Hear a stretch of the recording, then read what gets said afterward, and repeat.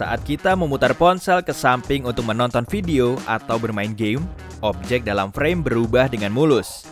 Ini berkat chip berukuran sangat kecil yang bernama akselerometer.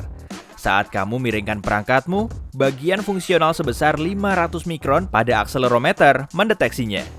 Saat diletakkan di atas meja, benda ini hanya membaca gaya gravitasi di bumi. 1G.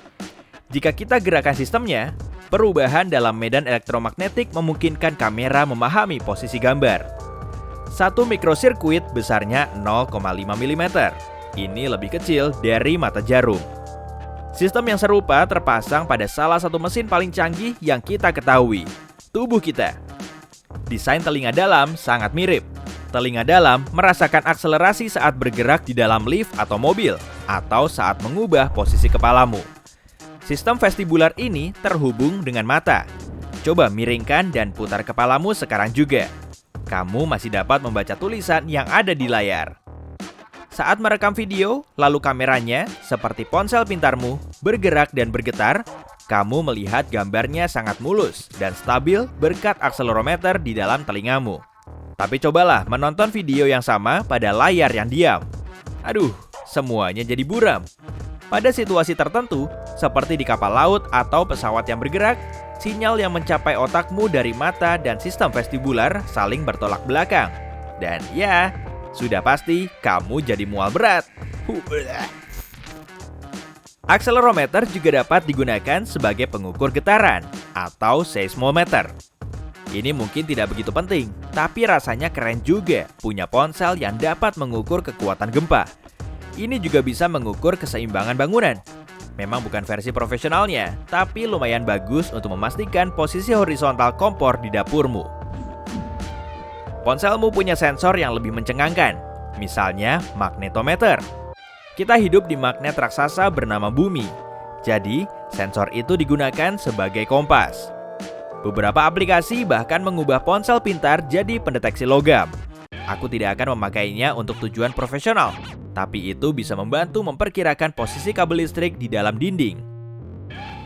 Chip GPS di dalam ponselmu menerima sinyal setidaknya dari 3, tapi seringnya 4 satelit, lalu memperkirakan posisimu menggunakan perbedaan kekuatannya. Seluruh permukaan bumi dipantau dengan 31 satelit saja. Ponselmu bisa memberitahu ketinggian tempatmu berada. Seringnya, ponsel pintarmu mengkombinasikan sinyal satelit GPS dengan data yang ditransmisikan dari menara GSM terdekat untuk meningkatkan kecepatan dan kualitas penentuan posisi. Perangkat GPS di beberapa aplikasi membuat ponsel pintar bergetar saat mendekati titik tujuan di peta. Halte pemberhentianmu tak akan pernah terlewati lagi. Perangkat ini juga bisa mengubah ponsel pintarmu menjadi sistem alarm mobil jika ditinggalkan di dalam kendaraan sebelum pergi. Menggunakan sensor yang sama, ponselmu bisa menjadi speedometer. Secara teoritis, ini bahkan berfungsi di pesawat yang sedang terbang. Perlu menghitung luas area? Kamu bisa manfaatkan alat yang sama. Kamu hanya perlu jalan mengelilingi seluruh area itu dan aplikasi akan menunjukkan luasnya. GPS di perangkatmu akan otomatis mati jika alat ini mendeteksi kecepatanmu melebihi 1930 km per jam dan ketinggian lebih dari 18.000 meter. Boleh juga untuk dicoba. Sensor jarak di panel depan ponselmu memancarkan cahaya inframerah dan menangkap kembali pantulannya. Saat kamu menempelkan ponsel ke wajah untuk berbicara, sensor ini mematikan layar sementara untuk menghemat baterai dan menonaktifkan fungsi layar sentuh, agar layar tidak merespon sentuhan pipimu. Kamu membayar kurang dari Rp15.000 per tahun untuk daya listrik yang dipakai mengecas ponselmu. Kamu mungkin pernah dengar bahwa mengosongkan baterai hingga 0% memperpanjang usia baterainya. Ini tidak benar untuk perangkat modern. Kamu hanya perlu memakainya sampai baterai menunjukkan 20%. Ini bisa mengkalibrasi sensor baterai dan kemungkinan membuatnya bekerja lebih baik. Beberapa ponsel pintar premium punya giroskop 3 sumbu. Fungsi ini memakai gaya yang sama yang membuat bersepeda lepas tangan semakin mudah saat melaju semakin cepat. Ponsel menggunakan akselerometer, kompas, dan giroskopnya sekaligus sehingga tahu orientasi absolutnya. Beberapa ponsel sudah terpasang radio FM, tapi ada juga yang tidak, meskipun semua ponsel mampu menerima sinyal radio. Alasannya, mungkin karena orang-orang jarang mendengar radio di luar mobil. Sepertinya, kita lebih sering memakai internet untuk mendengar musik. Ada aplikasi ponsel pintar yang bisa mengukur suhu menggunakan termometer yang telah terpasang. Hasilnya lumayan akurat, tapi jangan rencanakan jalan-jalan ke tempat dingin berdasarkan data itu. Sebelum pergi, lihatlah perakiraan cuaca di internet, karena perangkatmu bisa terpengaruh sumber panas dan medan elektromagnetik di sekitarnya. Saat ini, hampir semua ponsel pintar punya sensor cahaya ambien. Sensor ini otomatis mengatur tingkat kecerahan sesuai cahaya di sekitarnya.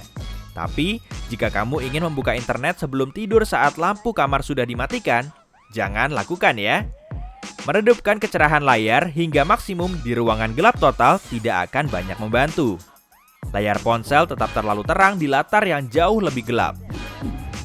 Pemindai sidik jari yang terdapat pada kebanyakan ponsel pintar saat ini mengandalkan kapasitor.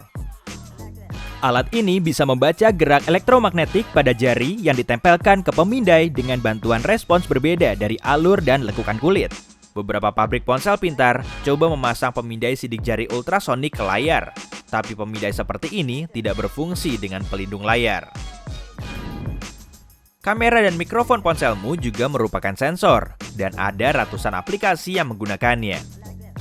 Dengan memakai kamera sebagai sensor optik, perangkatmu bisa diubah menjadi mouse komputer Bluetooth. Mikrofon bisa digunakan untuk mengukur tingkatan suara dan menjadikan ponsel pintar sebagai osilograf untuk mengubah suara di sekitarmu menjadi bentuk grafik. Fungsi ini digunakan oleh aplikasi yang mengenali musik saat ingin tahu siapa penyanyi lagu ini ya. Menyetel gitar atau instrumen bersenar lainnya jauh lebih mudah menggunakan ponsel pintarmu sebagai pengganti garpu tala. Beberapa ponsel pintar canggih terpasang barometer, tapi kamu harus terhubung dengan internet saat memakainya, karena alat ini mengumpulkan data cuaca setempat sebagai angka dasar pada tekanan barometrik. Tapi jujur saja, zaman sekarang, kamu pasti jarang memakai barometer untuk memperkirakan cuaca kan? Kita lebih sering merujuk ke internet. Ponsel pintarmu memiliki kandungan emas lebih banyak dibandingkan biji emas. 41 ponsel pintar mengandung 1 gram emas. Kamu perlu sekitar 900 kg biji emas untuk mendapat jumlah yang sama.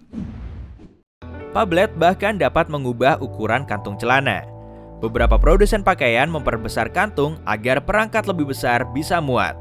Ayo, masukkan itu ke kantung celanamu. Berjalan sambil bermain ponsel pintar tanpa menyadari realitas sekitarmu membuatmu jadi smartphone zombie. Smombi. Bahkan di Augsburg, Jerman, lampu lalu lintas tambahan dipasang di permukaan jalan agar terlihat oleh para smombi ini. Layar sentuh sangat kita suka, tapi terlalu canggih terkadang juga merepotkan. Salah satu pendiri perusahaan Apple, Steve Wozniak, jadi orang pertama yang memiliki nomor telepon 888-888-8888.